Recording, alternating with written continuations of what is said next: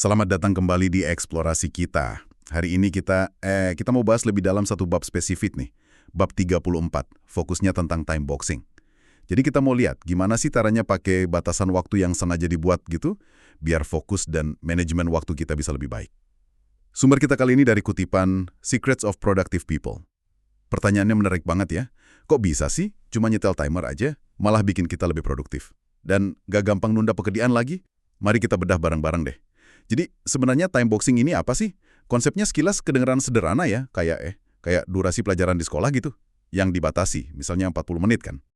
Iya. Idenya emang sederhana, tapi justru di situ kekuatannya. Karena kita melakukannya secara sadar. Kita sengaja, gitu ya, ngasih blok waktu khusus buat satu tugas. Ini kayak memaksa otak kita buat fokus ke situ aja selama waktu yang udah ditentuin. Manfaat utamanya jelas ya, konsentrasi jadi naik, dan ini cara ampuh banget buat lawan kebiasaan nunda. Oke, masuk akal sih. Nah, di bab ini kan disebutin juga beberapa cara praktis buat nerapkannya ya, terutama buat tugas-tugas kita sehari-hari kan? Betul. Ada beberapa variasi yang dijelasin di sumber ini. Gini contohnya. Pertama, kalau Anda sering nunda buat mulai sesuatu. Nah, bisa coba interval pendek tapi berurutan. Misalnya, paksain kerja 1 menit. Begitu selesai, langsung set lagi buat 2 menit. Terus 3 menit. Nggak pakai jeda. Tujuannya biar dapat momentum di awal gitu. Biar mesinnya panas. Oh, jadi kayak mancing gitu ya, biar jalan dulu. Menarik? Terus ada lagi? Ada. Kedua, buat kerjaan yang butuh fokus. Fokus dalam. Ini bisa pakai durasi lebih panjang. Misalnya 20 menit fokus penuh, nggak boleh diganggu. Terus, nah ini penting, harus diikuti istirahat singkat. Mungkin 5 menit. Dan istirahatnya ini juga di timer. Istirahatnya juga diatur waktunya? Iya, biar disiplin. Nah, ini bagus banget buat belajar intensif atau nulis laporan gitu. Terus tipsnya lagi, coba tentuin target kecil di dalam time box itu. Misalnya, target nulis berapa kata atau selesai baca berapa halaman. Ada juga tips menarik, katanya menghitung mundur sisa target, kayak tinggal 3 halaman lagi. Itu lebih motivasi daripada ngitung yang udah selesai. Oh iya ya, mungkin karena rasanya lebih dekat ke garis finish ya? Bisa jadi, bisa jadi. Otak kita kan suka nyelesain sesuatu. Terus yang ketiga, kalau nanganin beberapa tugas, bisa juga ganti-gantian antar 2 atau 3 tugas. Tapi interval waktunya naik. Misalnya 5 menit tugas A, terus langsung pindah 10 menit tugas B, lanjut lagi 15 menit tugas C. Oke. Tapi di bab ini juga disebutin kan, nggak semua tugas cocok pakai cara ini ya. Ada pekerjaan yang kayaknya butuh alur terus-menerus, nggak bisa dipotong-potong. Nah, itu poin bagus. Bener banget. Time boxing ini paling efektif buat tugas yang gampang dipecah-pecah. Atau pas kita lagi butuh dorongan buat mulai. Atau biar tetap fokus. Kalau ada bagian kerjaan yang penting banget dan nggak boleh putus, nah Anda bisa pakai time boxing sebelum mulai bagian itu dan sesudah selesai. Jadi bagian lainnya tetap kepegang waktunya. Oke. Nah, ini ada bagian yang menurut saya menarik banget nih. Pakai time boxing buat ngisi celah waktu. Maksudnya gimana tuh?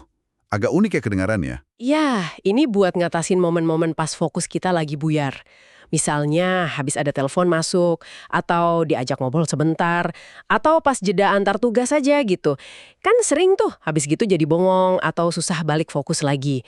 Nah, daripada waktunya kebuang, sumber ini nyaranin, begitu sadar lagi ngambang, langsung aja setel timer pendek. Mungkin 1 menit dulu, terus reset lagi 2 menit, 3 menit. Lakuin terus sampai Anda merasa klik lagi, siap lanjut kerjaan berikutnya. Ini buat jaga momentum biar nggak hilang. Wah, cerdik juga ya. Bahkan bisa buat waktu istirahat atau santai, di timer juga. Bukannya itu malah bikin kaku ya, istirahat kok diatur-atur. Justru ini bisa bikin istirahat kita lebih berkualitas. Dan pas balik kerja, jadi lebih tajam lagi. Gini, kalau Anda putusin mau istirahat 15 menit, ya setel aja timer 15 menit. Kuncinya di disiplin. Pas timer bunyi, ya udah, langsung balik kerja. Nggak ada nanti dulu atau sebentar lagi. Sama juga pas time box kerjaan abis. Udah, berhenti langsung.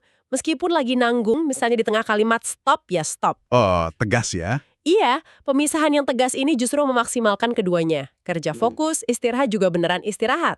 Oke.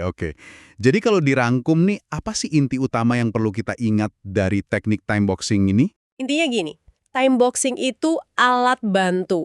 alat buat maksa diri kita fokus dengan cara ngasih batasan waktu yang jelas dan kita sengaja buat. Fleksibel banget kan? Bisa buat tugas utama, bisa buat lawan rasa males mulai, bisa buat ngisi waktu kosong tadi, bahkan buat istirahat biar maksimal. Kunci suksesnya ya cuma satu, disiplin. Nurut sama timer yang udah kita setel sendiri. Pas mulai, pas berhenti. Nah, ini akhirnya jadi pertanyaan buat diri kita sendiri kan? Seberapa kuat sih komitmen kita sama aturan waktu yang kita buat sendiri? Bener juga. Jadi, intinya time boxing ini kayak ngasih bingkai waktu yang jelas gitu ya, buat apapun yang kita kerjain. Alat mental yang simple tapi kayaknya kuat banget buat bantu fokus dan ngelawan kebiasaan nunda-nunda itu. Anda coba masukin tugas itu ke kotak waktu. Nggak usah lama-lama, mungkin 5 menit aja atau 10 menit. Coba deh. Terus amati apa yang terjadi sama fokus Anda, sama kemajuannya. Bisa jadi hasilnya cukup mencerahkan loh. Ide bagus tuh buat dicoba langsung. Oke, terima kasih banyak ya sudah menyimak eksplorasi kita kali ini. Sampai jumpa di pembahasan mendalam kita berikutnya.